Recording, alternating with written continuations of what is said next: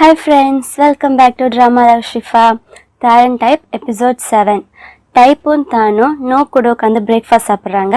அப்போ நோ கேட்குறான், வர வர நீங்கள் ரெண்டு பேரும் என்ன ரொம்ப க்ளோஸாக தெரியுறீங்களே அப்படின்றான்.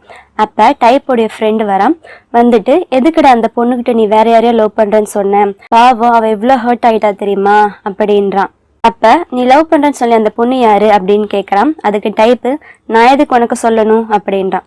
அப்ப அந்த ஃப்ரெண்டு வந்து சாப்பாடு வாங்க எந்திரிச்சு போயிடுறான். அவன் போனதும் நோ கேட்கறான்.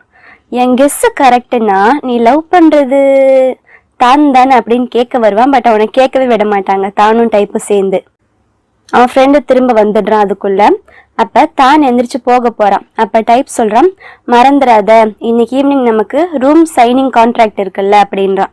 என்னது ரூம் சைனிங்கா, எதுக்கு அப்படின்னு நோ கேட்கறான். நான் வந்து தான் கூட தனியா ரூம் எடுத்தாங்க போறேன் அப்படின்னு டைப் சொல்றான். என்னது அப்படின்னு ரெண்டு பேரும் ஷாக்கா வராங்க. அப்ப தான் மெதுவா நோ பக்கத்துல வந்து சொல்றான், நீ கெஸ் பண்ணது ரைட்டு தான், அவன் டேட் பண்றது என்னதான் அப்படின்னு சொல்லிட்டு போறான். நோ செம்ம ஷாக் ஆயிடுறா. அப்புறம் தானும் டைப்பு அவங்க பக்கத்து ரூம்ல இருப்பாங்கல்ல, அவங்க ரெண்டு பேர்கிட்ட போய் குட் பை சொல்லிட்டு வராங்க. அப்ப அவ வந்து இவங்க ரெண்டு பேரும் கையை பிடிச்சி ரெண்டு பேரும் சந்தோஷமா இருங்க, ஏதோ கல்யாணம் பண்ணி அனுப்புற மாதிரி சொல்லுவான். அவன் ஃப்ரெண்டு, ஏன்டா அவங்கன்னா கல்யாணம் பண்ணிட்டா போறாங்க அப்படின்னு கிண்டல் பண்ணுவான். அவங்க ரெண்டு பேரும் போனதுக்கு அப்புறம் அதே ஃபீலிங்ல அந்த பையன் உட்காந்துருப்பான்.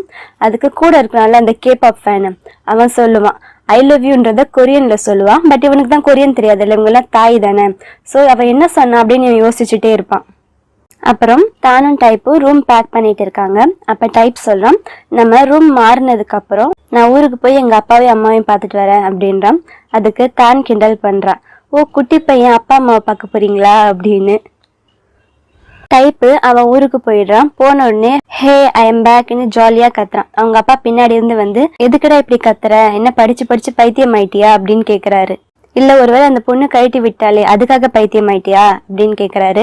அதுக்கு எந்த பொண்ணையும் நான் கழட்டி விடல, எனக்கு தான் அவளை பிடிக்கல அப்படின்றான். உங்க அப்பா உன் வயசுல எப்படி இருந்தேன்னு தெரியுமா, எத்தனை பொண்ணுங்க பின்னாடி சுத்துவாங்க தெரியுமா அப்படின்னு உங்க அப்பா பெருமையா சொல்றாரு. அப்புறம் நீ யாரோ கூட ரூம்ல தங்கியிருக்கன்னு சொன்னல, அந்த பையன் யாரு அப்படின்னு கேக்குறாரு. இவன் தானை பத்தி நிறைய சொல்றான். ஓ நீங்க ரெண்டு பேரும் ரொம்ப க்ளோஸா, அவனை பத்தி இவ்வளவு தெரிஞ்சு வச்சிருக்கிறியே அப்படின்னு அவங்க அப்பா கேக்குறாரு. அங்க போயிட்டு ஃபுல்லா செட்டில் ஆனதுக்கு அப்புறம் டைப் வந்து தானுக்கு கால் பண்றான். கால் பண்ணனே தான் கேக்குறான், அதுக்குள்ள என்ன மிஸ் பண்ண ஆரம்பிச்சிட்டியா. அப்புறம் ரெண்டு பேரும் பேசிட்டு போன் கட் பண்ணிடுறாங்க. தான் வந்து அவனோட வீட்டுல இருக்கிறான். அப்ப தானுடைய அண்ணன் சொல்றான், உன்னை பாக்குறதுக்கு சான் வரானாமா அப்படின்னு. நீ என்ன சொல்ற அப்படின்னு கேட்டா தான் வந்து சரி நான் யோசிச்சு சொல்றேன் அப்படின்ட்டு போயிடுறான். டைப் வந்து அவங்க அப்பா வந்து ஒரு ரெசார்ட் வச்சிருக்காரு. அந்த ரெசார்ட்டோடைய ரூஃப் சரியில்லைன்னு சொல்லி அவங்க நின்று சேஞ்ச் பண்ணிட்டு இருக்கான். அப்ப டைப்போடைய அம்மா வராங்க. வந்து உன்னை பார்க்க உன் ஃப்ரெண்டு வந்திருக்கான் அப்படின்னு காட்டுறாங்க. அவன் ஃப்ரெண்டை பார்த்தோன்னே டைப்க்கு ஒரே ஹாப்பி. அப்புறம் ஈவினிங் வந்து டைப்பும் அவன் ஃப்ரெண்டும் நடந்து போறாங்க. அப்ப அவங்க அப்பாவுடைய ஹோட்டலுக்கு ஒரு ஃபாரினர் வந்து தங்கி இருக்காருல்ல, அவன் வந்து டைப்பையே பார்ப்பான். டைப்க்கு வந்து அவன் பாக்குறது அப்படி பிடிக்காது. அப்புறம் டைப்போட ஃப்ரெண்டு சொல்றான், நாளைக்கு ஃபுல் மூன் ஃபெஸ்டிவல் இருக்கு, மறக்காம வந்துரு அப்படின்னு சொல்றான். டைப்பும் அவனோட ஃப்ரெண்டும் அங்க போறாங்க. அங்க டைப்போடைய அப்பாவோட ஹோட்டல்ல ஒரு ஃபாரினர் தங்கினாரு, அவருக்குள்ள டைப்பையே பார்த்தாரு அப்படின்னு சொன்னல, அவர் அங்கேயே இருக்காரு.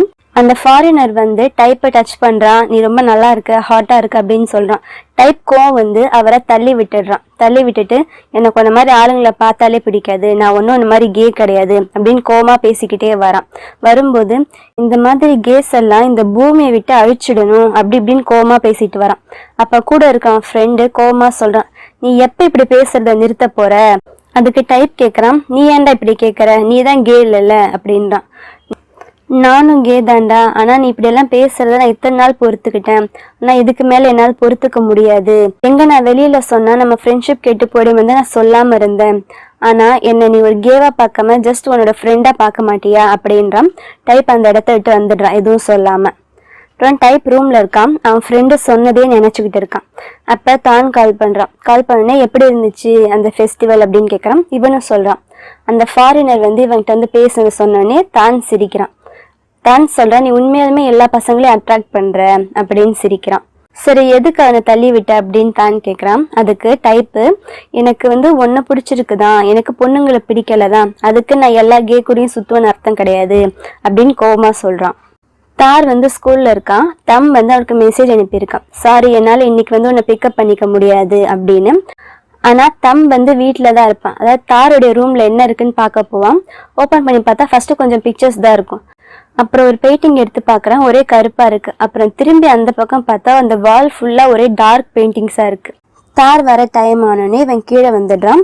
தாரும் வரான். பட் இவன் எதுவுமே நடக்காத மாதிரி நடந்துக்கிறான். அப்புறம் தம்மும் தாரு வந்து ஒன்றா உட்காந்து சாப்பிட்றாங்க.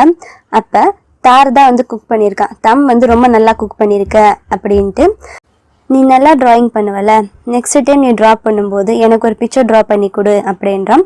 தாரும் சரின்னு ஒத்துக்கிறான். டைப் வீட்டில இருந்து கிளம்புறான். போகும்போது அவங்க அப்பா மறக்காம கால் பண்ணுடா அப்படின்றாரு. நான் போனது நீ அழுகாத அப்படின்னு டைப் கிண்டல் பண்ணிட்டு போறான். தான் அவன் வீட்டில் இருக்கான். அப்போ டைப் வந்து கால் பண்ணுறான். நான் வந்துட்டேன் அப்படின்னு சொன்னேனே தான் உடனே அவன் வீட்டிலேருந்து கிளம்பிடுவான். ஆக்சுவலாக அவங்க அம்மா வந்து தானுக்காக ஸ்பெஷலாக குக் பண்ணலான்னு இருப்பாங்க. ஆனால் தான் வந்து இல்லை நான் என் ரூமுக்கு போகிறேன் அப்படின்னு சொல்லி உடனே கிளம்பிடுவான். தான் ரூமுக்கு வரான். பார்த்தா அங்கே ஆல்ரெடி வந்து டைப் இருக்கான். டைப்பை பார்த்தோன்னே ஒரு நிமிஷம் ரெண்டு பேரும் எமோஷ்னலாக பார்த்துக்குவாங்க. அதாவது ரொம்ப ஒரு ஆல்மோஸ்ட் ஒரு 2 வீக்ஸ் 3 வீக்ஸ் மீட் பண்ணாமல் இருந்தாங்கல்ல, அதனால.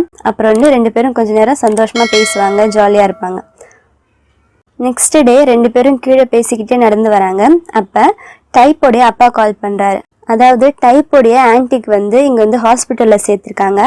அவங்கள பார்க்க வரேன், அப்படியே நான் உன்னையும் பார்க்கணும் அப்படின்னு சொல்கிறாரு. அப்புறம் ஃபோன் கட் பண்ணோடனே தான் கேட்குறா என்னாச்சு அப்படின்னா, அப்பா வராரு என்னை பார்க்க.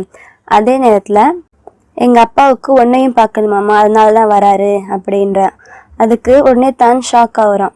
அதுக்கு டைப் சொல்கிறான், ஏன் அப்படி பார்க்குற, நம்மளை பற்றில நான் ஒன்றும் சொல்லலை, ஜஸ்ட் என்னோடய ரூம்மேட்டுன்னு பார்க்க வராரு அவ்வளோதான் அப்படின்றான்.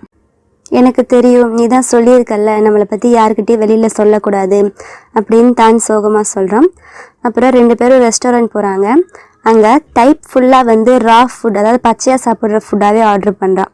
தானுக்கு அது பிடிக்காது, இருந்தாலும் டைப் கொடுக்குறானேன்னு சொல்லி எதுவுமே சொல்லாமல் அமைதியாக வாங்கி சாப்பிட்றான். அங்கே ஆல்ரெடி ஒரு டைம் பெட்ஷீட் வாங்க போனாங்கள்ல, அதே ஷாப்பு. அங்கே அதே சேல்ஸ் கேர்ள் வருவா. அந்த சேல்ஸ் கேர்ள் வந்து இவங்ககிட்ட பேசிகிட்டு இருக்கும்போது தானுக்கு ஒரு கால் வருது. தான் போய் தனியாக நின்று பேசுகிறான். அதில் தானுடைய அண்ணன் வந்து சேனன்னு யாரோ பார்க்க வராங்கன்னு சொன்னால, அவன் தான் கால் பண்ணியிருப்பான். கால் பண்ணிவிட்டு அவனுக்கு பர்த்டேக்கு என்ன ப்ரெசென்ட் வேணும் அப்படின்னு கேட்பான். அதுக்கு தானு நீ ஏதாச்சும் ஒன்று வாங்கிட்டு வா, எனக்கு எதுவும் பிரச்சனை இல்லை அப்படின்னு டைப் பார்த்துடக்கூடாதுன்ற மாதிரியே பேசிக்கிட்டு இருப்பான். அப்புறம் நைட்டு ரூமில் இருக்கும்போது டைப் வந்து அவனுடைய ஃபேஸ்புக்கில் பார்க்குறான். பார்த்தா தானுடைய பர்த்டே நோட்டிஃபிகேஷன் காட்டும். அப்போ தான் அவனுக்கு தெரியும் தானுக்கு பர்த்டேன்னு. சொல்லு, உன் பர்த்டேக்கு என்ன பிளான் பண்ணியிருக்க அப்படின்னு கேட்பான். நான் எப்பயும் ஃபேமிலி கூட தான் செலிப்ரேட் பண்ணுவேன், அது என் அம்மாவுடைய ரூல்ஸு.